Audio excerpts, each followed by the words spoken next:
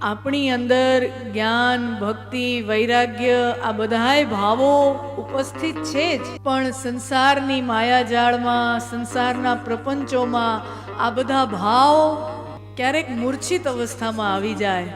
જેમ ઘરમાં સરસ મજાના છોડવા વાવ્યા હોય અને બારગામ જવાનું થાય 7-8 દિવસ અને ઘરે કોઈ હોય નહીં, તો એવું બને ને કે પાણી અપાણું ન હોય તો ઈ પાછા આવો તો છોડવા મુરઝાઈ ગયા હોય.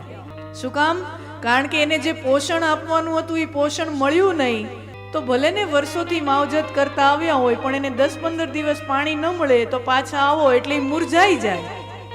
એમ આપણી અંદર પણ જ્ઞાન, ભક્તિ, વૈરાગ્ય, આપણે બીજા બધા સંસારના માયામાં આપણે એવા અટવાઈ ગયા હોય કે એને પોષણ આપવાનું ચૂકાઈ જાય, એટલે ઈ હોય ખરા પણ મુરઝાઈ જાય. વળી મુરઝાઈ ગયેલું છોડવું હોય અને વળી તમે જાઓ અને સરસ મજાનું એને પાણી પાઓ એટલે વળી કેમ થોડુંક 1-2 દિવસમાં વળી તાજુમાજુ થઈ જાય ને. એમાં હરિકથા પણ એ જ છે કે આપણી અંદર રહેલા જ્ઞાન, ભક્તિ ને વૈરાગ્ય જે મુરઝાઈ ગયેલા હોય, જે મૂર્છિત અવસ્થામાં હોય, એને આ હરિકથા પોષણ આપે છે, એને આ હરિકથા ખાતર પાણી આપે છે અને વળી ઈ ભાવો મારીને તમારી અંદર જાગૃત થાય, પુષ્ટ થાય, બળવાન થાય, એના માટેની આ કથા છે.